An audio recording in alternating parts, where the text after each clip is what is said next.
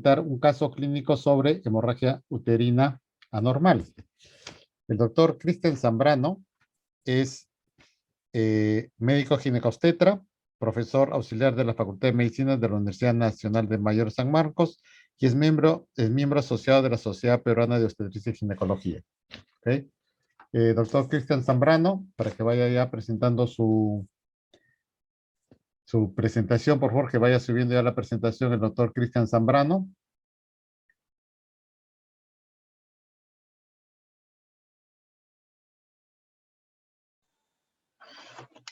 Muy bien, Muy Cristian. buenas noches, ¿se me escucha bien? Sí, perfecto, Cristian. Empezamos. Muy buenas noches, en primer lugar, 30 minutos. Gracias, Cristian. Perfecto, doctor. En primer lugar, para agradecer a la Asociación Peruana de Facultades de Medicina, a nombre del doctor Miguel Farfán, a la Sociedad Peruana de Obstetricia y Ginecología, en nombre del doctor Antonio Ciudad, al moderador del día de hoy, a mi amigo el doctor Luis Mesa, y felicitarlos por esta iniciativa de este curso de tópicos selectos para el médico general. Y quiero felicitar a todos los colegas que están reunidos, siendo 9:30 de la noche, sin más que con el deseo de querer aprender, mejorar sus competencias, y lo cual redunde en la salud de nuestras pacientes. Ahora sí, voy a empezar a compartir mi pantalla, y me avisan, por favor, si se ve. ¿Se ve bien ahí? Perfecto. Está bien, Cristian. Muy bien. Perfecto. Después de la excelente exposición del doctor Mestanza, a quien lo veo después de bastante tiempo, una muy buena exposición, me va a permitir cerrar la jornada del día de hoy con la presentación del caso clínico. He tratado de hacer un caso clínico bastante didáctico para nuestros colegas que trabajan mucho en atención primaria, un primer nivel de atención, pero es un caso, quiero decirles, de la vida real. Es un caso que lo hemos visto hace poco y que lo presento porque lo hemos visto más de una vez y yo creo que va a ser interesante la discusión. Entonces vamos a empezar. Primero tenemos el caso de una paciente de 45 años. En su fórmula obstétrica, vean colegas, es una paciente gesta 0 para 0, es decir, es nulípara y más aún nunca se ha embarazado. Como fecha de última regla refiere que empezó hace 10 días. El régimen catamenial figura que menstrua 8 días y que su régimen se está dando cada 19 a 23 días. Preguntar siempre por el uso de métodos anticonceptivos, los cuales la paciente no refiere. Y dentro de los antecedentes, lo único, paciente presenta asma con una crisis hace 8 meses, pero nada contributorio en lo que es antecedentes quirúrgicos, reacciones adversas a medicamentos y transfusiones. Entonces, el primer dato que tenemos que resaltar y que les ayuda más o menos a ir, digamos, reduciendo nuestras posibilidades diagnósticas es la edad. ¿Ya? Y es el primer consejo que les doy, colegas. La edad es importante. La edad en oncología, en infertilidad, en ginecología general, es importante. Entonces, este dato es relevante. 45 años es una paciente que está probablemente en una edad perimenopáusica y eso nos va más o menos orientando un poco a qué posibilidades podríamos ir pensando. El segundo dato importante es la paridad. Sabemos bien que la nuliparidad, el no haber tenido gestación en las pacientes, les confiere un factor de riesgo para ciertas patologías. Entonces, ese es el segundo dato importante. Y ahora habrán notado también seguramente hay un tercer dato importante, que es el régimen catamenial, ¿no? Se dice que el régimen catamenial, según la bibliografía, se considera normal hasta 7 días. En el caso de esta paciente está por encima de lo normal en los días de duración. Y los periodos se están presentando en un periodo más corto. El doctor Mestanza ya lo mencionó, que los periodos mínimos deben ser cada 24 días, y como ven acá la paciente refiere que está menstruando cada 19 a 23 días. Muy bien. Esos son los datos positivos, digamos, en esta parte de la afiliación o de la anamnesis. Ahora vamos a enfermedad actual. En la enfermedad actual nos dice Paciente refiere historia de sangrado menstrual en regular cantidad desde hace 6 meses, además de notar un acortamiento de los ciclos menstruales. Paciente desde hace 10 días refiere que el sangrado es continuo y en regular cantidad, motivo por el cual acude a emergencia. ¿Ya? Noten el dato de que la paciente nota que su cantidad del sangrado está aumentando, ya se presenta en los últimos 6 meses, y una vez más recalcar que nota que los periodos se están acortando. ¿Por qué viene a emergencia ahora? Porque la cantidad del sangrado ha ido en aumento, la paciente probablemente al inicio no le ha dado importancia, pero después de 6 meses viene a emergencia probablemente porque se asocia cierto grado de malestar. Y como dato interesante, la paciente trae esto de acá, ¿no? Como muchas veces pasa en la consulta, la paciente trae una ecografía en cuya conclusión mencionan miomatosis uterina. A veces la paciente no lo trae, te dice, me han hecho una ecografía, pero decía miomatosis, o a veces lo trae y concluye miomatosis uterina, ¿no? Y eso lo pongo ahí para ver cómo podemos orientar o poner este dato dentro de nuestro razonamiento, o nos puede llevar al desvío o a equivocarnos también.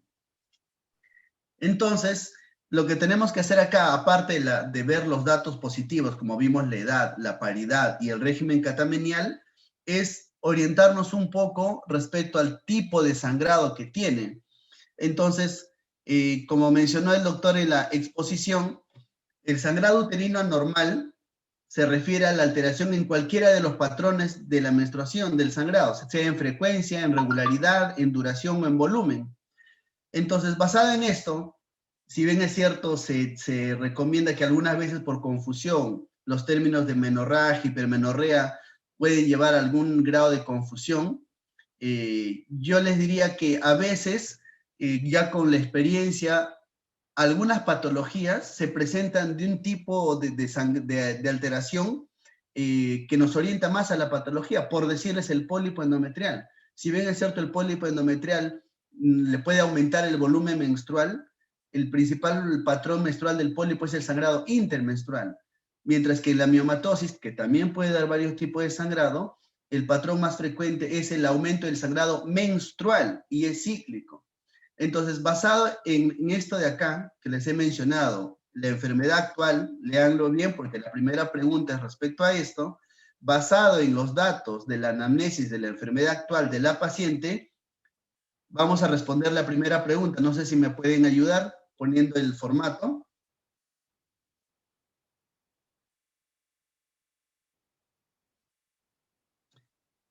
Muy bien, la primera pregunta dice, ¿qué patrones menstruales podemos identificar en esta paciente? ¿Ya? Les invito a todos a que puedan marcar su respuesta. ¿Ya? La idea es que hagamos una retroalimentación. Probablemente haya más de una respuesta correcta. Como en medicina, los 10 años de especialista que tengo, he aprendido una vez más que no existe la palabra nunca ni siempre en medicina y a veces puede haber ciertas variaciones. Entonces, no necesariamente una respuesta tiene que estar mal, sino la idea es aprender por qué deberíamos pensar más en ella o no. Entonces, les pido que respondan la pequeña encuesta, la pregunta, y veamos los resultados. Muy bien, como vemos, la gran mayoría, ¿no? Aquí sí hay una mayoría evidente, no como las elecciones que hemos tenido. Acá sí, en la clave D, la mayoría marcó hipermenorrea y polimenorrea, ¿no? Bueno, en verdad era la clave que más se acerca a nuestra paciente, ¿no? Hipermenorrea, porque la paciente tenía 8 días de sangrado menstrual. Y polimenorrea, ¿por qué? Porque notaron ciertamente que los ciclos menstruales estaban acortando. Entonces, está muy bien. La clave A decía metrorragia. Metrorragia se hace alusión a un sangrado no cíclico, a un sangrado fuera del ciclo menstrual, que no es el que tenía la paciente. Y menorragia se utiliza como sinónimo de hipermenorrea, aunque hace más alusión al volumen sanguíneo.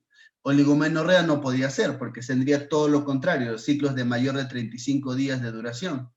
Entonces yo creo que la idea va clara. Entonces ahora tenemos una paciente de 45 años que no ha tenido hijos y que tiene hipermenorrea y polimenorrea, es decir, ciclos que duran bastantes días y con ciclos que se están acortando.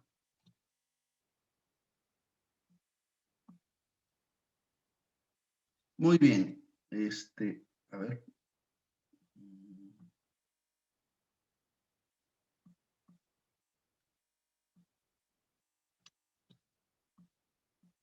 A ver, creo que no quiere avanzar. A ver, voy a volver a compartir.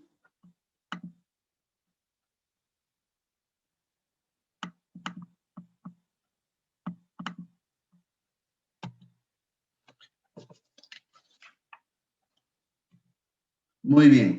Tenemos otra pregunta más. La siguiente pregunta es, la edad de nuestra paciente, acuérdense que tiene 45 años, ¿qué tipo de sangrado pudiera sugerirnos?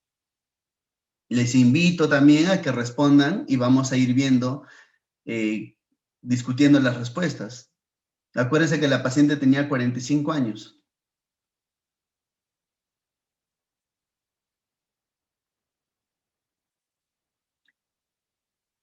Muy bien, le pediría que la mayoría responda para poder hacer esto de más dinámico e interesante. ¿Ya? Si es que tienen las respuestas. Ajá, muy bien. La mayoría ha marcado miomatosis uterina. ¿Ya? La pregunta será si se dejaron llevar porque la paciente traía una ecografía que decía miomatosis uterina o realmente creen que una paciente de 45 años, a la edad de 45 años, pueda debutar con un sangrado por miomatosis. Si fuera así, no sería la idea tal vez más coherente, ¿no? Porque la miomatosis uterina suele causar sangrados en edades más jóvenes. Al contrario, cuando una paciente entra en perimenopausia o menopausia, por la disminución de las hormonas sexuales femeninas, se dice que los miomas se reducen o tienden a desaparecer en la menopausia. Entonces no sería muy coherente pensar que a los 45 años va a empezar a debutar con un sangrado por miomatosis. La segunda posibilidad, hiperplasia endometrial. Sí es una buena alternativa, ¿no? ¿Por qué? Porque es una paciente de 45 años, perimenopáusica probablemente, y el factor de riesgo es que no tiene hijos, ¿no? Siempre en la edad hay que pensar en una posibilidad, ¿no? Y ahora veremos si hay más factores de riesgo para hiperplasia endometrial. El 21% marcó disfunción ovulatoria disfuncional. Como dijo el doctor que me antecedió, el doctor Milton, este es un diagnóstico de exclusión. Pero ¿en quiénes debemos pensar en este término disfuncional que en algunos reportes de FIGO recomiendan no usar? Por eso que lo puse como disfunción ovulatoria en los extremos de las edades, ¿no? Pacientes que están empezando a menstruar y en pacientes en perimenopausia. También es una buena posibilidad. Yo creo que las mejores posibilidades eran las B y la C. Secundaria medicamentos, bueno, no mencionaron en la anamnesis, se preguntó, no había. Y adenomiosis. Y me parece que en el mismo sentido de la miomatosis, pensar que debuta por adenomiosis a la edad de 45 años también no sería lo más correcto.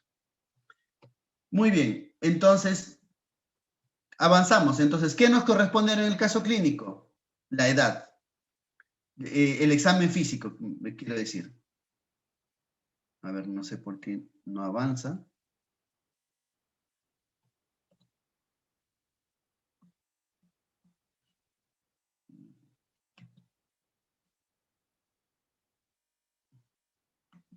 A ver, voy a tener que volver a... No sé por qué no avanza cuando se hacen las preguntas.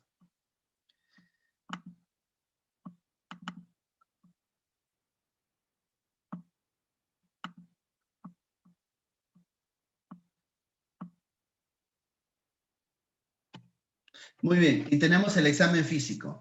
El examen físico, colegas, es importante ante cualquier cuadro de sangrado evaluar las funciones vitales. ¿Ya? Ustedes en el centro de salud, en el materno infantil, donde estén, antes de pensar en el diagnóstico, en el lucubrar, en tratar de dar un diagnóstico fino, no sé, hasta lucirse, digamos, lo que tienen que procurar es tener una paciente estable y fuera de peligro. Y para ello, no dejar de lado, no menospreciar las funciones vitales. A veces cuando yo en el hospital le explico a los residentes esto, les digo, ¿quién toma las funciones vitales en el tópico? ¿Lo toma el asistente? No. ¿Lo toma el residente? Tampoco. ¿Lo toma la obstetriz del tópico? A veces. Ahora tal vez por la pandemia no, pero generalmente ¿sabe quién lo tomaba? La interna de obstetricia. Entonces, ¿por qué? Porque pensamos que es lo menos importante. No, las funciones vitales es lo más importante. Es lo más importante. Entonces, en esta paciente, ¿cuáles eran el examen físico y las funciones vitales? Ahí están. La presión arterial estaba dentro de lo normal, pero vean la frecuencia cardíaca, 104 por minuto. Había una elevación de la frecuencia cardíaca. La frecuencia respiratoria estaba dentro de lo normal, estaba afebril, y otra cosa importante es la relación peso-talla. Tenía 89 kilos y talla 1,65 m. ¿Qué es lo positivo en el examen físico? El pulso, ¿no? El pulso de la paciente. Y lo otro es el índice de masa corporal, que era 32, es decir, más de 30 de nuestra paciente estaba en un grado de obesidad tipo 1, ¿ya? Entonces, esto es importante. Y en la clase de hemorragia mencionaron que existe la escala de shock del Colegio Americano, en el cual pueden ver que para que la paciente haya llegado a este nivel de taquicardia, estando afebril, probablemente la pérdida de sangre no haya sido de poca cuantía. Yendo al examen por aparatos, lo positivo, la piel, la palidez de piel y mucosas. Importante evaluar esto, ¿no? Muchas veces pasa en el hospital que todos van a la pelvis, todos van a vagina, todos van a cuello, y cuando el asistente pasa dice, pero la paciente está papel, está pálida. Así, ¿no? Y uno no se da cuenta. Palidez, ¿no? Que nos orienta más o menos de la gravedad del cuadro. En el abdomen blando, depresible, no se palpan masas, importante, ¿no? Buscando alguna patología. Y en el examen netamente ginecológico, lo que vemos es que se evidencia un sangrado en genitales. Al espéculo el sangrado es activo, pero en poca cantidad a través del orificio cervical externo. Importante mencionar no lesiones en cervix. Y al tacto vaginal es un útero 9 centímetros, digamos en el límite un poco aumentado por una mujer que nunca ha tenido hijos, móvil, de una superficie regular a la palpación y no doloroso a la movilización. Entonces, viendo cómo llega la paciente, ya viendo cómo están las funciones vitales y el examen físico, respondan la siguiente pregunta. Si pueden poner, por favor.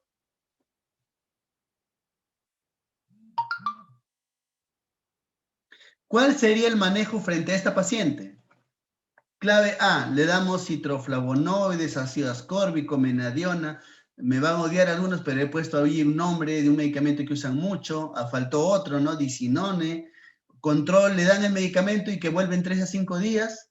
B, le damos ibuprofeno, le damos AINES, 400 cada 8 horas por 7 días, más ácido tranexámico vía oral, una tableta cada 12 horas, de 250 por 5 a 7 días, y la citamos para que vuelva a la semana. Colocamos paciente en la sala de observación, colocamos una vía periférica, la hidratamos con 500 cc de volumen, a goteo rápido, y hacemos un monitoreo de funciones vitales y solicitamos exámenes auxiliares básicos de ser posible en el centro, ¿no? La clave D, transfundimos un paquete globular y coordinamos la referencia del paciente. Y la clave E, referencia inmediata a hospital de referencia. Les invito una vez más, respondan, no existe respuesta mala, estamos aquí para aprender y la idea es poder responder las inquietudes.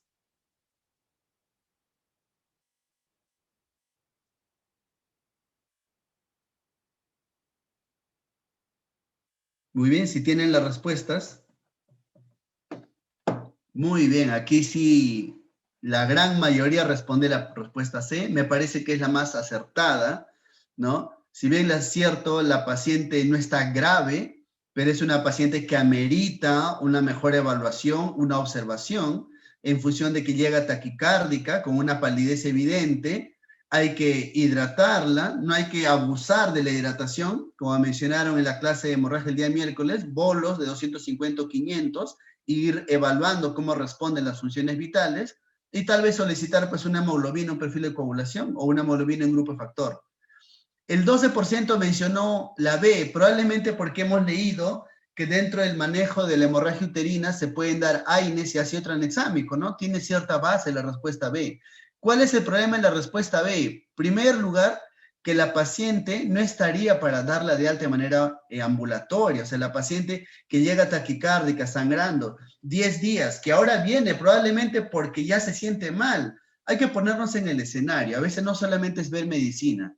Yo les pongo el caso, esta paciente que viva, no sé, en Ticlio Chico, en Huachipa, en Huaycán, que tiene 3 hijos, que no los puede dejar en casa, tal vez lo encarga la vecina, que no tiene dinero para el pasaje, por eso que ha aguantado, pero a los 10 días se rinde, se siente mal, viene al hospital, entonces probablemente la paciente sí se sienta un poco desmejorada, entonces decirle ya toma esto y vuelve en 7 días, probablemente la paciente no regrese o regresa en malas condiciones. Y segundo, ¿por qué? Porque la dosis que están usando ahí, si es que fuera el caso, que no sería para esta paciente, es muy poca dosis. Yo le he puesto a propósito para poder explicarles un poco que, por ejemplo, ¿qué es lo que yo veo frecuentemente, incluso de algunos médicos ginecólogos? El uso del ácido tranexámico. 250 trae cada tableta y darla mañana y noche por 5 o 7 días es una dosis subóptima. Inclusive yo hablo con la representante del laboratorio y le digo, ¿por qué fabrican de 250? La recomendación es dar más o menos 1 gramo cada 6 horas, 1 gramo cada 8 horas. Entonces, ¿cuántas pastillas tendría que tomar? Pero de verdad que a la dosis que estamos mostrando aquí en la respuesta B es muy insuficiente. Igual, con el uso de ibuprofeno la dosis es muy poca, debería ser más o menos 600 cada 8, 800 cada 8. La respuesta A, como le digo, aquí muy pocos lo han marcado, pero el uso de estos medicamentos muy asiduos en las consultas, como coagulantes, etcétera, no está recomendado para el manejo de la hemorragia, y menos en este tipo de pacientes. Lo más probable es que no va a funcionar. Otro grupo mencionó transfundir un paquete globular, pero recuerden que la transfusión sanguínea no está exenta de complicaciones, de reacciones adversas o lamentablemente de contagio de algunas enfermedades. Ustedes entran al internet y van a ver que periódicamente aparece algún grado de complicación relacionada a la transfusión. Entonces, eso lo reservamos para estadios 3 o 4, como mencionaron el día miércoles. Y la referencia inmediata a un hospital de referencia pudiera ser una opción, no digo que esté totalmente mal, pero tal vez estabilizarla, ponerle una vía, hidratarla y coordinar la referencia, pudiera ser una opción, no está del todo descabellado, no está mal. Como le decían en las clases anteriores de síndrome de preeclampsia, probablemente si llaman por esta paciente, así como nos encontramos actualmente en los hospitales desaturados, probablemente no le acepten la referencia, ¿no? Muy bien, entonces continuamos. Ojalá ahora se pueda avanzar. Ay, a ver. No sé por qué no avanza cuando... Doctor, yo voy a compartir pantalla. ¿No le escuché? Doctor, hago un clic sobre la presentación. Puede continuar. A ver. Ah, ya, perfecto. Ya, esa fue nuestra pregunta.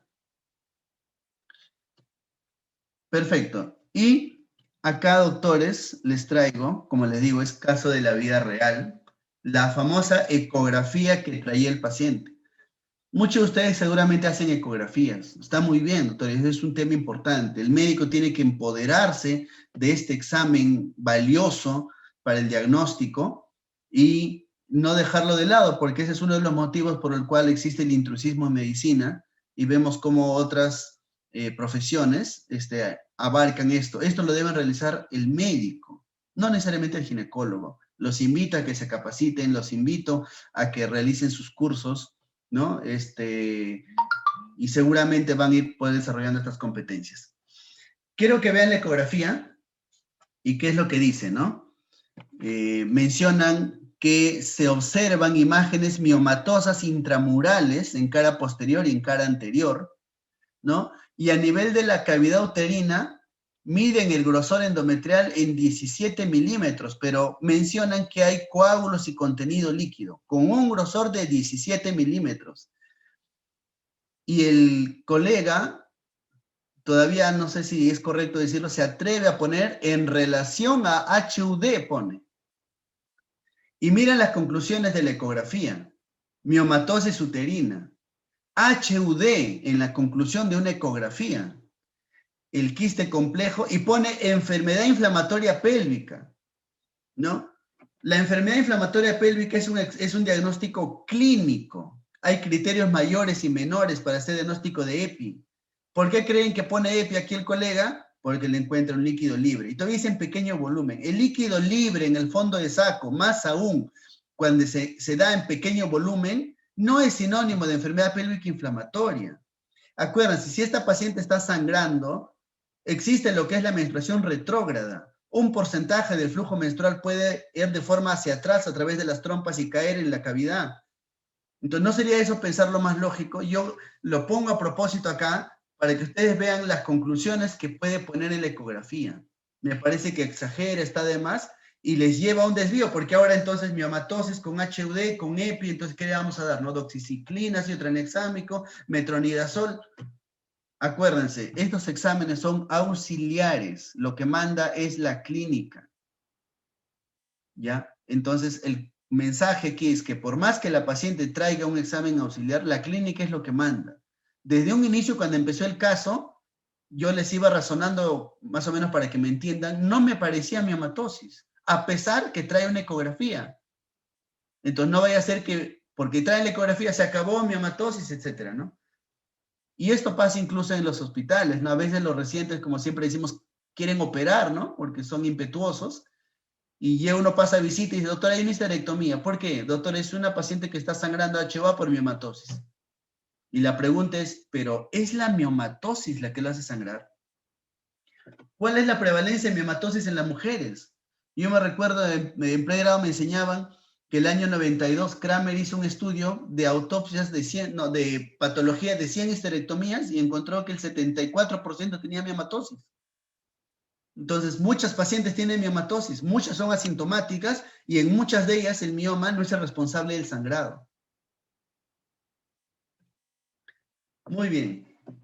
Les vuelvo a hacer la pregunta. Respondan, por favor, la siguiente. ¿Cuál sería, según su parecer, la probable etiología del sangrado uterino anormal de nuestra paciente? Vamos, con motivación, respondan. Estamos aquí para aprender.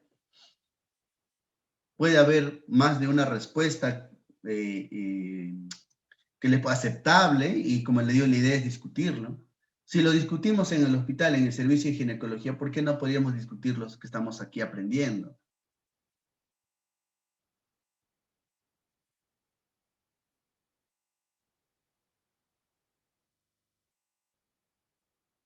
Muy bien, si tienen las respuestas, las podríamos colocar. Ah, ya bajó miomatosis. Hiperplasia endometrial. Ya, muy bien. Muy bien. ¿Por qué hiperplasia endometrial? A ver, voy a leer la mente de ustedes. Seguramente porque decía 17 milímetros de grosor, ¿no es cierto? Ya, el razonamiento puede estar bueno, pero ahí tal vez me faltó explicarles. Cuando se mide el endometrio, se tiene que medir solamente las capas endometriales. Quiere decir que yo tengo el capa anterior, capa posterior, y al medio tengo coágulos o tengo agua, no se mide todo el grosor. En la ecografía decía contenido que llega a un grosor. Eso no es el grosor endometrial. Si fuera el grosor endometrial 17, perfecto. Habría que pensar en hiperplasia endometrial. Tenía 45 años, era nulípara, era obesa y tenemos un engrosamiento endometrial. Pero esto no. Aquí, cuando hagan su capacitación en ecografía y lean los criterios estandarizados para la medición del endometrio, que están publicados de libre de accesibilidad en lo que se llama Consenso IETA, van a ver cómo se mide el endometrio, y esa medición que hicieron en la ecografía está mal hecha. Vean cómo les lleva a una confusión. El 21% disfuncional, ya es una opción, ¿no? 45 años, está en la etapa, y se ha visto que los ciclos menstruales estaban alterándose. Uno puede decir, doctor, pero ¿por qué yo pienso que en la perimenopausia los ciclos más bien se prolongan, hace oligomenorrea? Claro, pero lo que se ve es que estas pacientes tienen un fenómeno que se llama reclutamiento folicular acelerado, por el cual antes que se presente la oligomenorrea, estas pacientes tienen polimenorrea. Entonces, eso nos puede indicar acerca de estas alteraciones hormonales disfuncionales en estos grupos etarios perimenopáusicos. Entonces, disfuncional es una muy buena opción. La miomatosis probablemente no es la culpable. ¿Qué tendríamos que hacer? Una buena ecografía. 15% marcó miomatosis. Provoca, ¿no? Porque la ecografía dice que tiene varios miomas. Pero como les digo, la clínica no va con miomatosis. Paciente que en su edad joven no sangra. A los 45 años empieza a sangrar miomatosis, que tendría que haber crecido, comprometido el endometrio a los 45 años. Acuérdense, los miomas, cuando crecen en perimenopausia o menopausia, tienen que hacer diagnóstico diferencial con degeneración sarcomatosa, ¿ya? Que es menos del 1% de los miomas. Entonces, por lo tanto, más sería un tema de confusión. Trastorno en la coagulación, 3%. Pero como bien dijo Milton, para el trastorno de la coagulación teníamos que tener más datos. Epistaxis, rinorrea, gingivorragia. No tendríamos de dónde agarrarnos para, ¿no? Trastornos de que se hacen moretones con facilidad. Y adenomiosis, de verdad, no hemos mencionado dismenorrea, dispareunia. Tal vez pensar por infertilidad, por la adenomiosis, pudiera ser, pero no es lo más usual. Muy bien, entonces continuamos. Entonces, ¿cuál sería el diagnóstico presuntivo?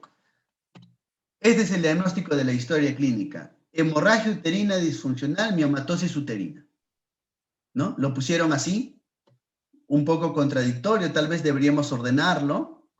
Tal vez una opción sería colocarlo así, ¿no? Sangrado uterino anormal, descartar sangrado uterino disfuncional, es decir, excluyendo otras patologías. No nos olvidemos, anemia, tiene una palidez, obesidad, y bueno, lo puse ahí, puede ser miomatosis uterina, no le estamos negando, ¿no? Sino que estamos viendo si tiene relación con el sangrado que trae nuestra paciente. Cristian, 3 minutos. Ya, perfecto, doctor. Entonces, muy bien, avancemos. Tienen una pregunta. ¿Qué exámenes auxiliares diagnósticos solicitaría?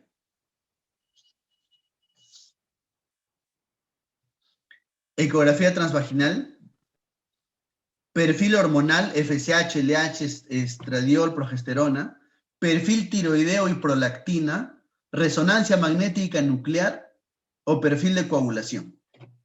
Les invito a que respondan y para poder discutirlo.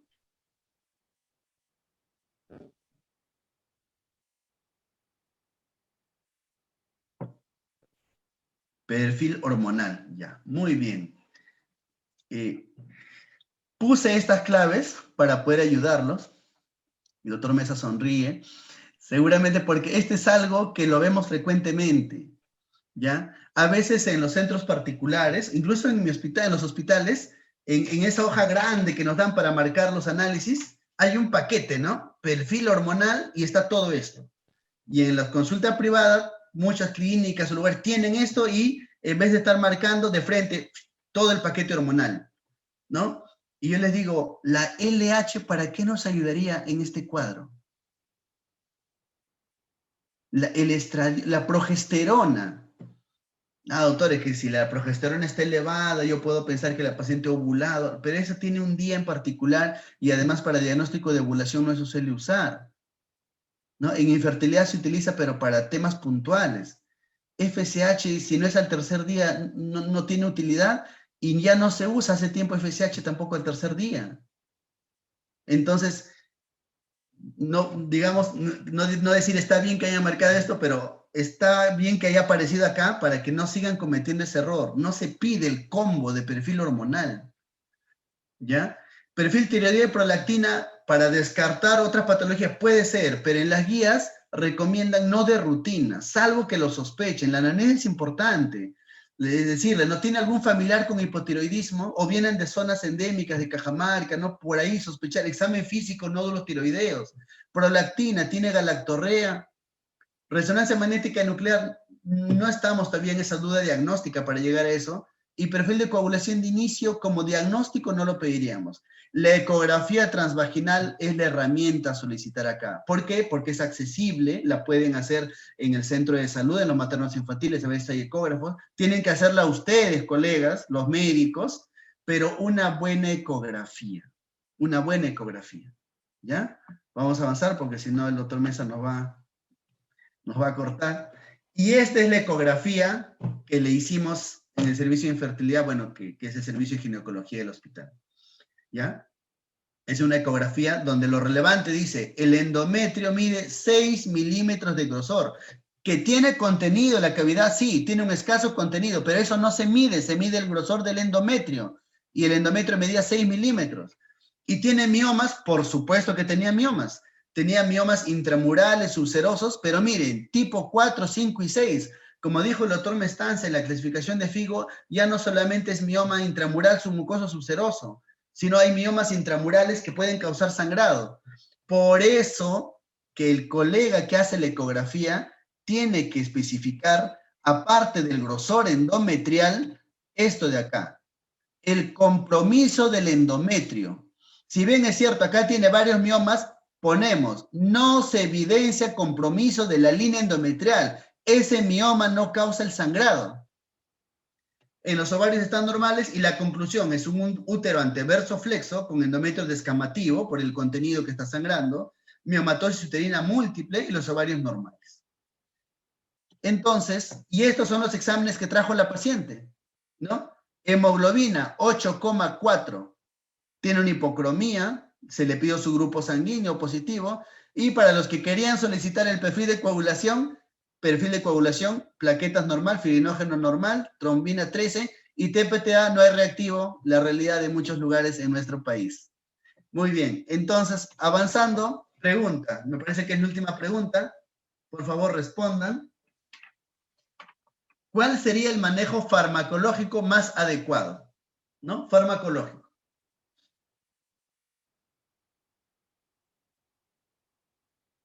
A ver, respondan, a ver qué encontramos y lo podemos discutir. Nadie es dueño de la verdad, dicen, pero tenemos que hacer el ejercicio mental y razonarlo. Muy bien, ¿tienen la respuesta? Ajá, creo que vamos por buen camino. La respuesta es anticonceptivos hormonales combinados en dosis alta más uso de ácido tranexámico endovenoso cada 8 horas. Sí, es una buena opción. Ibuprofeno 800 cada 8 también podría ser, no está mal, se ajustó la dosis, está bueno, pero esta paciente es una paciente que tiene un sangrado, si bien es cierto no es severo, es importante. Es una paciente que sangra 10 días, que está con 8 hemoglobina, tal vez dejarle el ibuprofeno vía oral pueda quedar un poco corto. Análogos de GnRH es una opción, pero generalmente no es un medicamento de primera línea, ni de segunda línea, diría yo, más utilizado en sangrados por endometriosis, ¿no? O también se puede utilizar para el tratamiento de miomatosis, pero en este caso no sería el de elección. Me parece que sí, estamos en lo correcto. Dosis alta de anticonceptivos hormonales combinados y ácido tranexámico vía oral o endovenoso. Como la paciente está hospitalizada, tiene vía periférica, utilizamos lo endovenoso. Perfecto.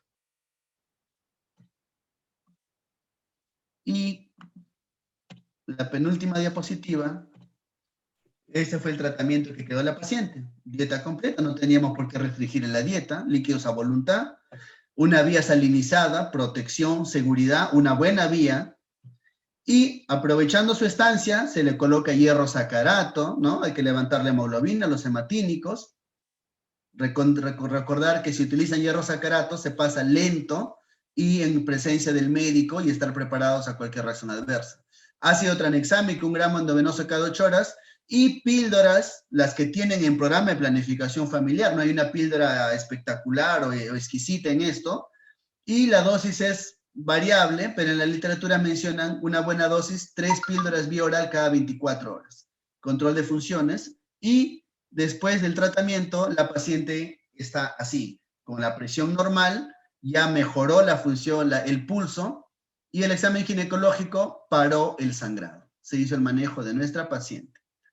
Quiero terminar con este citado de William Osler, que es el padre de la medicina interna, médico canadiense, primer profesor de medicina del Hospital Johns Hopkins, y que fue nombrado Sir por su trabajo, contribución en Oxford, Inglaterra. Él menciona que el buen médico trata la enfermedad, pero es mejor el médico que trata al paciente que tiene la enfermedad. Si bien es cierto, yo los felicito a todos ustedes, colegas, por estar hasta estas horas recibiendo el conocimiento, no es una fórmula o una receta para todas nuestras pacientes, sino hay que individualizar el caso. Yo les agradezco mucho la invitación y a ver su atención a esta ponencia. Muchas gracias. Gracias, doctor Cristian Zambrano. Bastante interesante el caso clínico. Usted, como siempre, bastante didáctico. Y lo que me interesa es el pensamiento lógico que ha sido llevando a todos los médicos que han participado en esta reunión a llegar a un diagnóstico certero y un manejo adecuado del caso. Hay una serie de preguntas que tenemos. La parte de mi tema que presenté lo he respondido directamente en el chat. Mauricio, hay dos preguntas puntuales interesantes que creo que sí es meritorio tenerlas en cuenta. La de fondo, varias preguntas dicen, ¿en qué semana debe vacunarse una gestante para el COVID? Es una pregunta buenísima y me da gusto que haya salido esa pregunta entre las preguntas. No hay un momento ideal para la vacunación. Ahora, cuando aconsejamos a la paciente sobre vacunarse o no vacunarse, no hay una receta para todos. Va a depender de cuál es la exposición que tiene la paciente. O sea, es diferente hablar con una persona gestante que es médico y que tiene que ir a ver pacientes COVID, con una persona que trabaja de casa y está sentada en su casa y no tiene contacto con nadie. No existe, ninguna de las sociedades recomienda evitar la vacunación antes de un momento en específico. Teóricamente, todas las vacunas que están ahorita disponibles, ninguna teóricamente te causaría alguna infección o daño al feto. Siempre queda la duda o el miedo teórico de la posibilidad de hacer fiebre durante el primer trimestre, pero si la paciente es una paciente que está expuesta, no hay razón por la cual se deba de esperar hasta una edad gestacional. Básicamente, en resumen, mi respuesta se puede dar en cualquier momento, antes, durante o luego del embarazo. Ok, gracias, Mauricio. La segunda es dosis de corticoides en maduración pulmonar con paciente con COVID. ¿Es la Perfecto. misma o es otra dosis?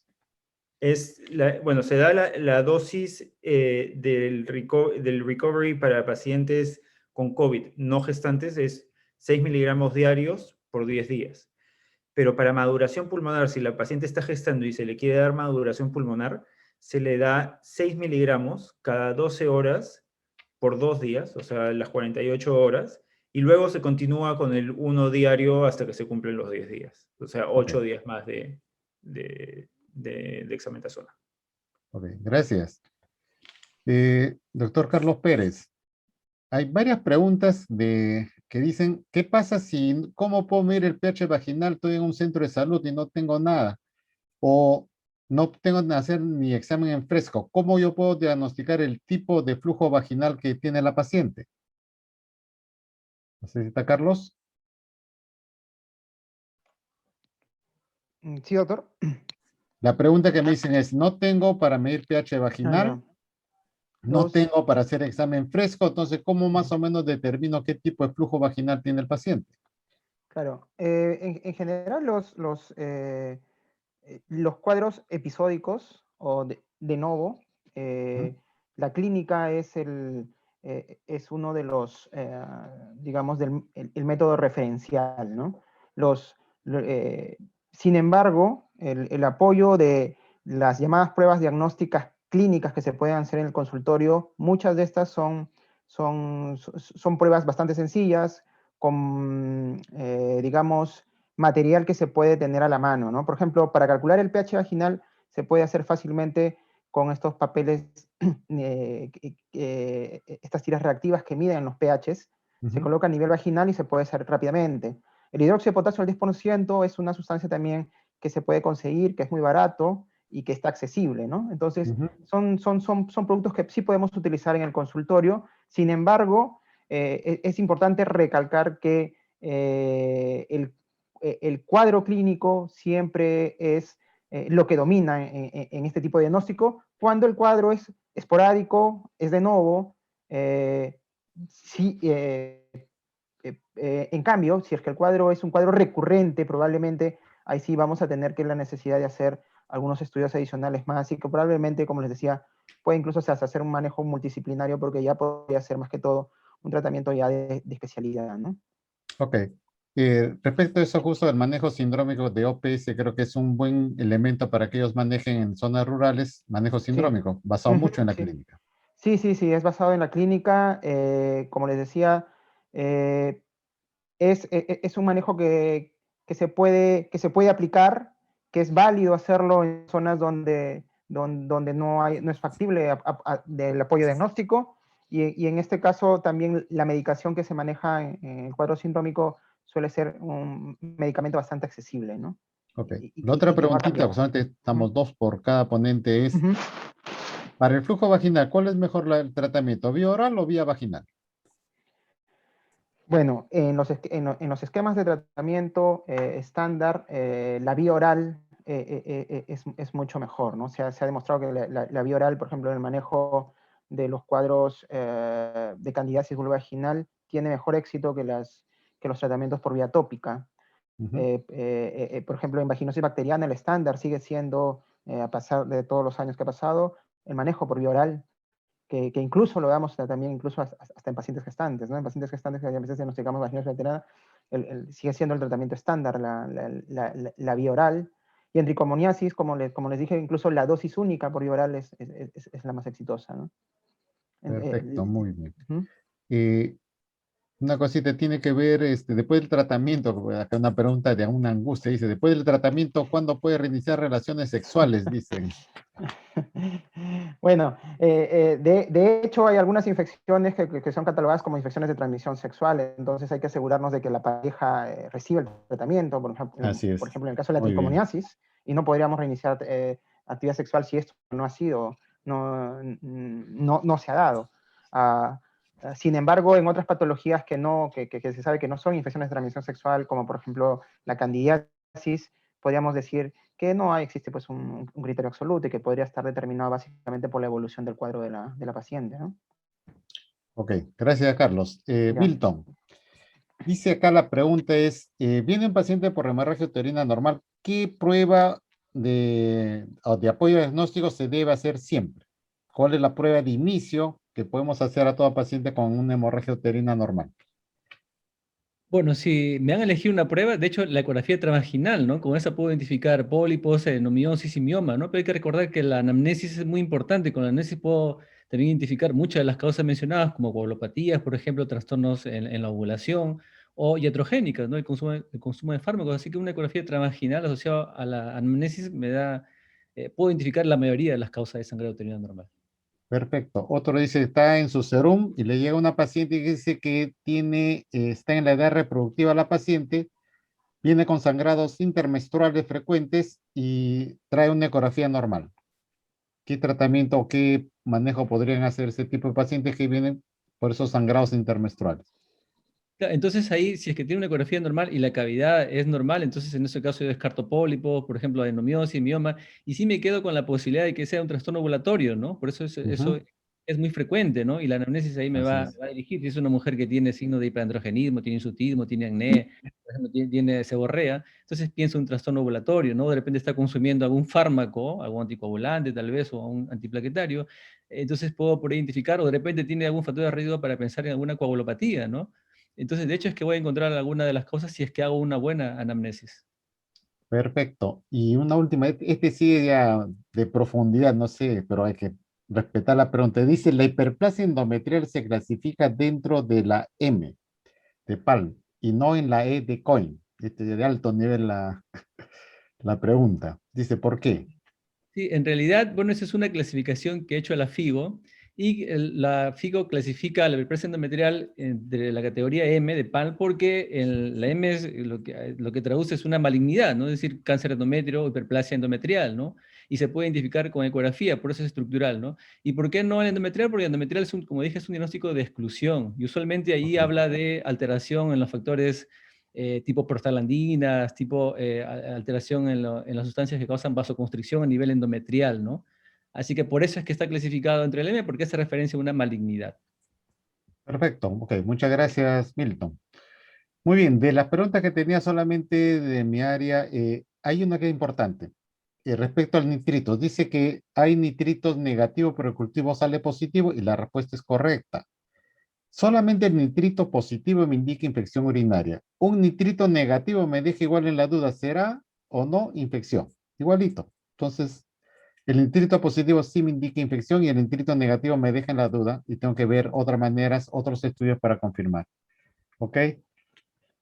A ver, las otras preguntas sí las hemos dejado ahí. Recuerden la observación que hicimos también de una pregunta era que el personal de obstetricia, las obstetrices no dejan que los médicos examinen en la camilla ginecológica.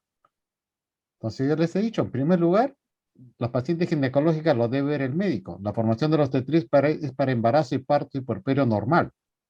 ¿Ok? Y otra cosa es, los centros de salud están acostumbrándose que toda paciente mujer tiene que ser evaluada por la obstetriz. Un ratito, la obstetriz no es médico. Los médicos son ustedes. Por lo tanto, ustedes tienen que asumir ese reto y estar entrando a revisar las patologías obstétricas, las patologías ginecológicas, porque ustedes son los que van a dar la última palabra en estos casos. ¿Ok? Muy bien. El resto de preguntas que ha habido lo estamos pasando ya en el chat y están dando la respuesta por escrito. Entonces, agradecerles a los médicos ponentes que realmente han sido bastante interesantes sus ponencias. Me agrada que han sido sus enfoques bastante prácticos en el manejo de los pacientes que vamos a tener.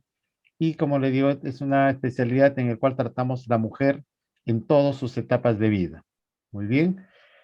Luego de esto vamos a continuar y vamos a ceder el uso de la palabra al doctor Antonio Ciudad, presidente de la Sociedad Peruana de Obstetricia y Ginecología, para dar las palabras de cierre del módulo de ginecobstetricia. Buenas noches. Hemos tenido en esta semana 3 días dedicados a temas de ginecología y obstetricia. Ha habido un promedio de participantes en los 3 módulos de más o menos 1.500, 1.800 personas.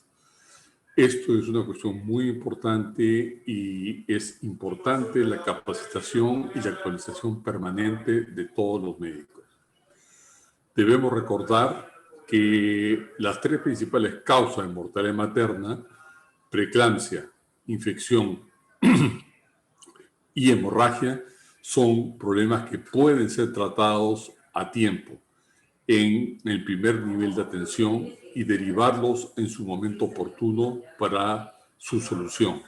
Recordemos que las 3 principales causas de muerte materna, entre las que hemos mencionado, que son preeclampsia, infección y hemorragia, está condicionada por lo que se llama las 3 Ds.